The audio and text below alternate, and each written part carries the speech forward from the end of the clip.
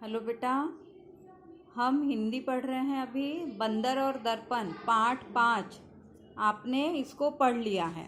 अब हम इसके प्रश्नों के उत्तर करेंगे। आपने शब्दार्थ भी कर लिए थे और आपने लिख भी लिए थे। हमने इसको फोटो के रूप में दिया था ना आपको। चतुर यानी होशियार, चतुर यानी होशियार। विश्वास यानी भरोसा। अकड़ यानी ऐठ। रोशनी यानी प्रकाश या उजाला। दर्पण यानी आईना। बंदर ने क्या देखा था? आईना। अब हम इसके अभ्यास प्रश्न देखेंगे। बंदर को पर्वत पर क्या मिला? बंदर को पर्वत पर क्या मिला? बंदर को पर्वत पर एक थैला मिला। क्या मिला? बंदर को पर्वत पर एक थैला मिला। ये इसका उत्तर हो गया। दूसरा प्रश्न आपका है, बंदर ने भालू से क्या कहा?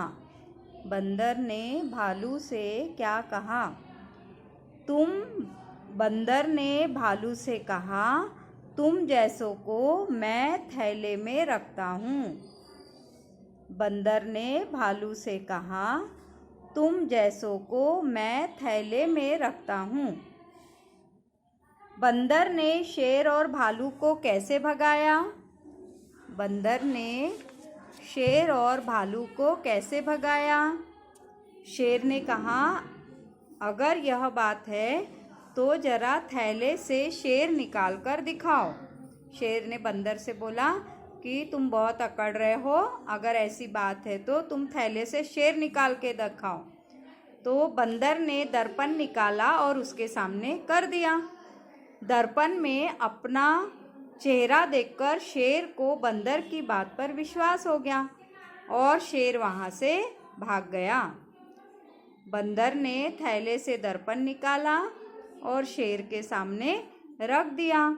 शेर अपना चेहरा देखकर बंदर की बात पर उसे विश्वास हो गया और शेर वहाँ से भाग गया।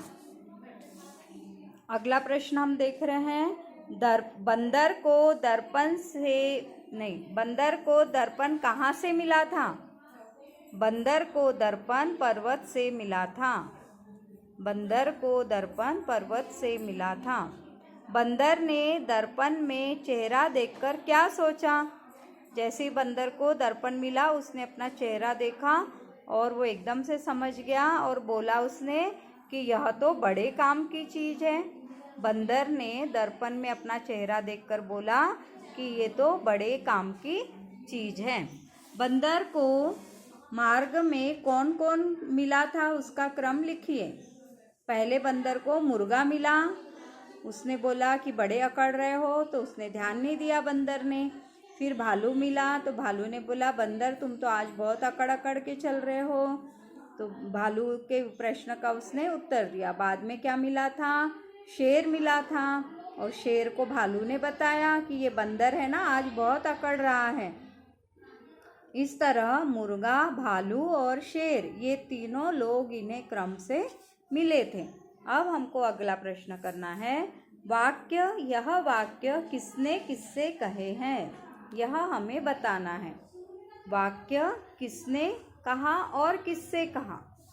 चलो देखते हैं। बंदर भाई कहाँ चले, ऐसा किसने बोला? भालू ने बोला। किससे? बंदर से बोला। बंदर भाई कहाँ चले? भालू ने बंदर से कहा। तुम जैसों को मैं थैले में रखता हूँ, किसने बोला? बंदर ने भालू से। तुम जैसों को मैं थैले में रखता हूँ, बंदर ने भालू से कहा। यह बंदर बहुत अकड़ रहा है, भालू ने शेर को बताया कि यह बंदर बहुत अकड़ रहा है। भालू ने शेर से कहा, तुम तो बड़े बहादुर हो, शेर ने बंदर से कहा। इस तरह से आपको भी अपनी कॉपी में लिखना है। अब हमें यहाँ पर कहानी के कुछ क्रम जमाने हैं।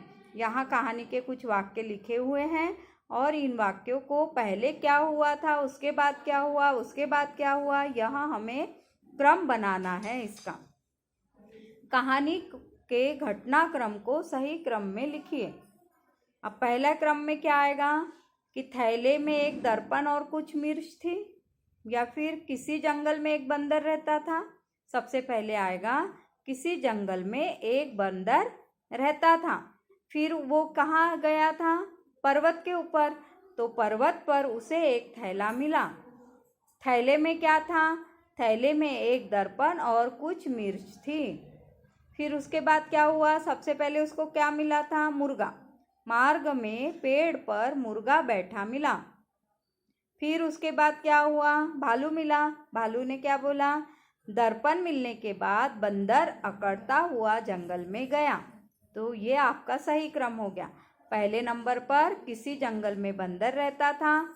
दूसरे पर पर्वत पर उसे एक थैला मिला। तीसरे पर थैले में एक दर्पण और कुछ मिर्च थी। चौथे पर मार्ग में पेड़ पर मुर्गा बैठा मिला।